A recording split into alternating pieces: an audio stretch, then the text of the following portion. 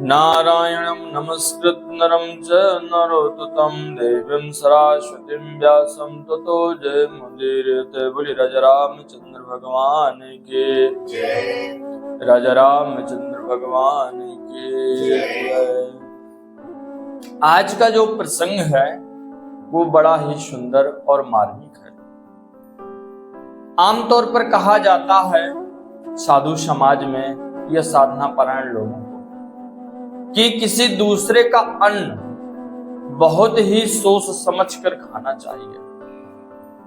वरना महापुरुषों का कथन है कि जैसा खाओ अन्न वैसा हो मन, और जैसा पियो पानी वैसी हो वाणी। तो कोई ऐसे नहीं कहा गया कि हम लोग सोचें कि सिर्फ इस शब्द को ऐसे ही कहा गया हो। इसका एक अपना सिद्धांत है, इसका एक अपना कारण है कि आमजन की तो बात ही क्या, यदि महात्मा भी यदि इस अन्न को पाते हैं, ऐसे अन्न को पाते हैं, तो उनकी भी जो बुद्धि है वो विकृत होती है। रूप सनातन जी के भी प्रसंग में ऐसा आता है। और एक महात्मा किसी देश में थे, खूब तप करते थे, खूब भजन करते थे अपनी कुटिया में। उनका जो शिष्य था वो एक राजा था उसी देश का। तो राजा ने एक दिन बड़े भावपूर्वक अपने गुरु भगवान को आमंत्रित किया कि आप हमारे यहाँ प्रसाद पाने के लिए आमंत्रित हैं।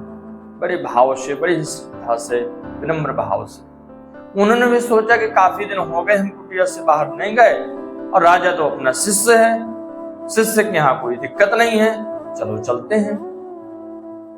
तो महात्मा आए और राजा ने बहुत ही यथोचित सत्कार करते हुए सुंदर आसन प्रदान किया, पैर पर छालन किए, सारे घर में वो चरणामृत अपने गुरु भगवान का छिड़का, आरती की और सुंदर प्रकार से उनकी स्तुति वंदना की। करने के बाद में सुंदर सुंदर बढ़िया दिव्य भोज्य पदार्थ उनके सामने प्रस्तुत किए गए। बहुत ही प्रेम से उन्होंने उस प्रसाद को ग्रहण किया। ग्रहण करने के बाद में जैसे ही वो महाराज चलने लगे तो उनकी बुद्धि ऐसी विकृत में पड़ गई कि राजा के उस महल में, राजा क्योंकि अपने जिस कमरे में रहता था, कक्ष में रहता था, उसी में अपने गुरु भगवान को बैठाए हुए था। वहीं पर उनका शादी पवा रहा था। तो देखा कि खूंटी में एक 9 लाखा हार टंगा, रत्नों से जड़ित सुंदर हार। तो उन महात्मा जी का थोड़ा भाव बिगड़ गया और उन्होंने वो 9 लाखा हार अपनी झोली में चुपचाप तरीके से रख लिया, और रखने के बाद वो कुटिया चले आए।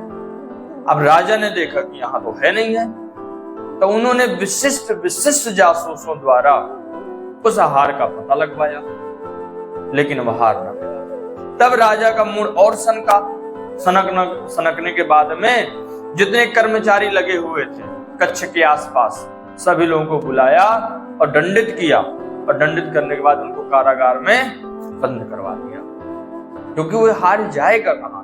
और किसी ने यह ना सोचा था कि राजा के जो गुरु भगवान हैं वही हार लेके चले। ऐसा कोई कल्पना भी नहीं कर सकता था, राजा भी नहीं कर सकता था। लेकिन जैसे वो महात्मा कुटी पहुंचे, कुटी पहुंचने के बाद महाराज उनको दस्त लग गया। अब 3 दिन 3 रात वो दस्त से बहुत पीड़ित रहे। जब वो दस्त होते होते वो जो अन्न राजा का खाया गया था वो जब पूरा निकल गया, तो उन महात्मा की बुद्धि निर्मल हो गई, विवेक जागृत हुआ, बुद्धि शुद्ध हो गई।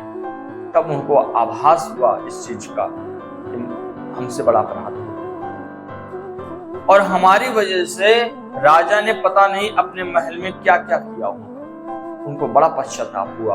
वो गिरते पड़ते जल्दी से बिना विलंब किए राजा के महल में पहुंचे। राजा के सामने वह हार प्रस्तुत किया। हार प्रस्तुत करने के बाद में राजा से कहा कि उन सबको छोड़ दो, अपने कर्मचारियों को जिनको तुमने कारागार में डाल रखा, उनका कोई कसूर नहीं है, और ये हार हम ले गए थे। फिर भी किसी को विश्वास नहीं हो रहा था। राजा को लग रहा था कि लगता है किसी कर्मचारी ने जाकर हमारे गुरु भगवान से प्रार्थना की कि हम लोगों को बचा लो, इसलिए गुरु भगवान अपने ऊपर ये इल्जाम ले रहे हैं और ऐसा बोल रहे हैं। लेकिन उनके गुरु भगवान ने बार बार सौगंध खाते हुए कहा कि नहीं, इसको हम ही ले गए, हमारी बुद्धि मारी गई थी और ये तुम्हारे अन्न का प्रभाव है, जो तुमने हमको खिलाया है उसी का प्रभाव है कि हमारी बुद्धि कुंठित हो गई। तब पता लगाया गया कि वो अन्न कहां से आया, तो पता चला वो अन्न आया था एक चोर के यहां से। और चोर के यहां से भी कैसे आया, एक सुनार के यहां से वो चुरा कर लाया था। तो पूरी तरह से वो जो अन्न था वो बिल्कुल बेकार किस्म का था, पाने योग्य नहीं था। और वही महात्मा ने पा लिया, क्योंकि वो गलत तरीके से आया था वो अन्न राजा के पास में, इसलिए वो अन्न अपना प्रभाव बराबर दिखा रहा था। और उसी के अन्न के प्रभाव से उनकी बुद्धि कुंठित हो गई। उन्होंने बार बार इस चीज को कहा। तब राजा को भी आभास हुआ। राजा ने तुरंत सारे कर्मचारियों को छोड़ा और वो हार उन्हीं कर्मचारियों को बांट दिया, क्योंकि अब उनकी तो गलती थी नहीं, तो राजा ने उनको सबको बांट दिया। इस प्रकार से इस जो कथा है, दृष्टांत है, तो ये हमको सिखलाती है कि हम चंद लोभ में किसी का अन्न और किसी का धन बहुत ही सोच समझकर ग्रहण करें, बहुत ही सावधानी बरतें। अगर हम ऐसा नहीं करते तो निश्चित रूप से इसका प्रभाव हमारे जीवन में आज नहीं तो कल देखने को मिलता है। महाभारत में भी भीष्म पितामह जी अन्न के द्वारा ही उस सभा में बोल न सके। बाद में अर्जुन से उन्होंने इस चीज को माना। जब द्रौपदी ने भी प्रश्न किया कि आप उस वक्त मौन क्यों थे, तब भीष्म पितामह जी ने कहा कि पुत्री, इसमें अन्न का दोष था, क्योंकि मैंने दुर्योधन के घर का अन्न खाया था। उस अन्न के ही प्रताप से मैं चुप रहा, और उसी चुप रहने के कारण आज मैं 6 महीने से बाणों की सरसैया पर लेटा हूं, और मेरे शरीर से ये जो बाण लगे हुए हैं, पूरा जो रक्त है उस अन्न से बना है, अब वो सब निकल चुका है। इसलिए अब मेरे जाने का समय आ गया, क्योंकि अब मैं पूरी तरह से निष्पाप हो गया हूं। उस अन्न को पाने की वजह से मेरी बुद्धि भी कुंठित हुई और पाप ने मुझको अपनी तरफ आकर्षित किया, इसलिए मैं उस सभा में कुछ बोल ना सका। तो महाराज भीष्म पितामह जैसे महापुरुष भी यदि अन्न के प्रभाव से ऐसा हो सकते हैं, तो हम आप लोग तो बहुत सावधानी बरतें कि हम आप लोगों को क्या होगा, ये कल्पना भी करना बड़ा मुश्किल है।